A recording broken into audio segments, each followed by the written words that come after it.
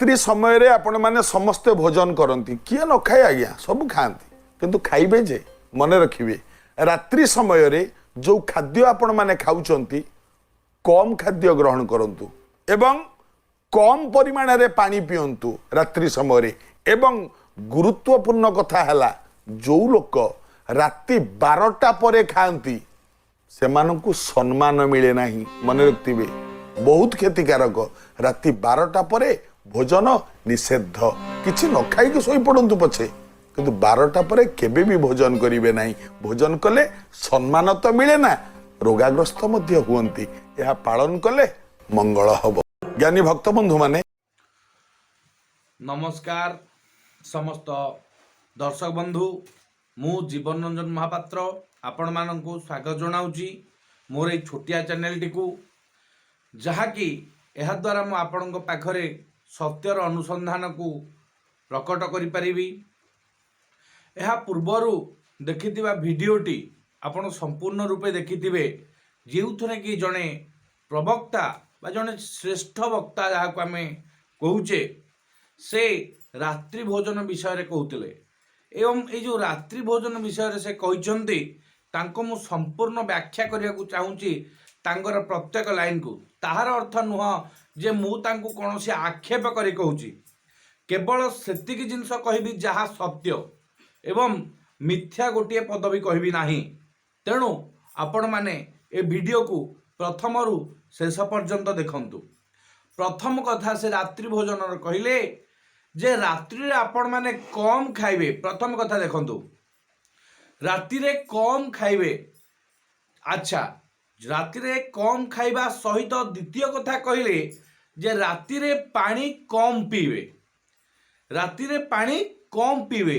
आपण माने समस्ते जानिचंती जे जदि गोटिए लोक को सफिशिएंट खाइबा एवं सफिशिएंट पानी अभाव हुए ताहले इंडाइजेशन अधिक सफिशिएंट हेले इंडाइजेशन हुए सफिशिएंट न हेले विभिन्न प्रकार गैस्ट्रोलॉजिकल डिजीज बाहरे रोग बाहरे विभिन्न प्रकार गैस युक्त रोग आजिकाली संपूर्ण रूपे बढ़ी चली।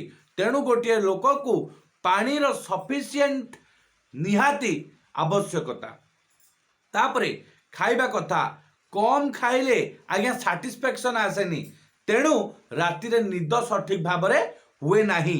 आउ आपणकर जदिका सठिक भाव रे निद नहेब ताहाले आपणको निद्रा जनित रोग हबार संपूर्ण संभावना अछि।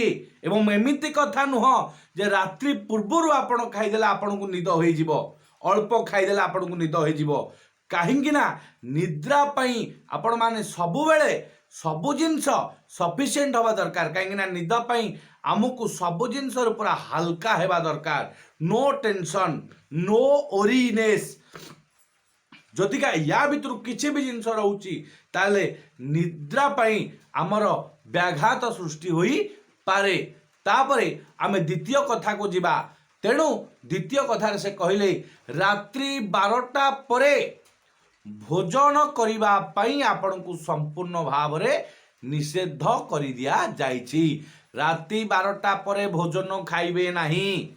अच्छा रात्रि 12टा परे भोजन खाइबे नाही काहेकि जेउ डाक्तर माने आज्ञा रोगी को देखुछंती सेमानंक पई समय सेमिति नाही। ता माने सेमानकु कोन सेमाने कोन समस्त रोगाग्रस्त आज्ञा जे आम रोगर परीक्षा निरीक्षा करिवो से किभଳି भाबे रोगाग्रस्त होई परिवो निहाती भाव रे आपण देखंतु रात्रि 12टा परे आपण माने देखंतु आमर विदेश जो अंचल गुडाक अछि से विदेश अंचल रे कौन हुए ना रात्रि 12टा परे से माने पूरा सफिशिएंट खाइबा खाइकी पूरा सुअंती काहेकि ना सेमानंकर बॉडी फिटनेस एवं सेमानंकर से जो माने तांकर शारीरिक गठन बहुत सुंदर एवं माधुर्यपूर्ण एवं आम मानंकर एभली किछिटा बाणी रही जाउची जहाँकि आम उपकार बहुत असुविधा सृष्टि करुची।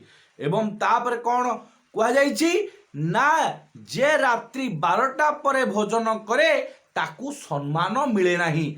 आज्ञा रात्रि 12टा परे भोजन कले ताकू सम्मान मिलिबनी ये की कथा आज्ञा ଦେଖନ୍ତୁ ଗୋଟେ ଡାକ୍ତର ଯେତେବେଳେ ରୋଗୀକୁ ଦେଖୁଛି ତାହେଲେ ସେ କ'ଣ କରୁଛି ନା ତାକୁ ସମ୍ମାନ ମିଳୁନି। ଗୋଟେ ଇଞ୍ଜିନିୟର ତା କାମ ସାରିକି ରାତି 12ଟା ପରେ ଫେରୁଛି, ତାକୁ କ'ଣ ସମ୍ମାନ ମିଳୁନି।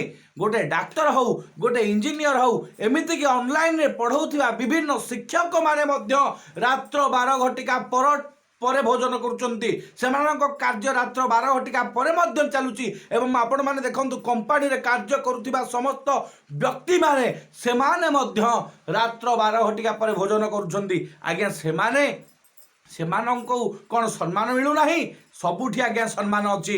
ସମ୍ମାନ ପାଇଁ ଭୋଜନର ବା ରାତ୍ରର କୌଣସି ଆବଶ୍ୟକତା ନାହିଁ। ସମ୍ମାନର ଆପଣଙ୍କର କର୍ମ ଏବଂ ଆପଣଙ୍କର କଥା ଏବଂ ଆପଣଙ୍କର ସେଇ ଯେଉଁ ପାରିବେଶିକ ସମ୍ମାନର ଆବଶ୍ୟକତା ନିହାତି ଦରକାର। ସେଇଠୁ ହିଁ ଆପଣଙ୍କୁ ସମ୍ମାନ ମିଳିଥାଏ। ପାରିବେଶିକ ସମ୍ମାନ ନୁହଁ, ତାକୁ ପାରିବେଶିକ ସମ୍ପର୍କ କୁହାଯାଏ। ଆଞ୍ଚଳିକ ସମ୍ପର୍କ ସବୁଠାରେ ସୃଷ୍ଟି କରନ୍ତୁ, ନିଶ୍ଚିନ୍ତ ଭାବରେ ଆପଣଙ୍କୁ ସମ୍ମାନ ମିଳିବ। ସମ୍ମାନ ସେଥିପାଇଁ ମିଳେନି ଯେ ରାତି 12ଟା ପରେ ଭୋଜନ କରିଲେ ଆପଣଙ୍କୁ ସମ୍ମାନ ହାନି ହେବ। ଏଟା ଭୁଲ କଥା ଆଜ୍ଞା। ଏହାକୁ ସମ୍ପୂର୍ଣ୍ଣ ରୂପେ ମନେ ରଖନ୍ତୁ, ଆପଣଙ୍କର ମଙ୍ଗଳ ହେବ।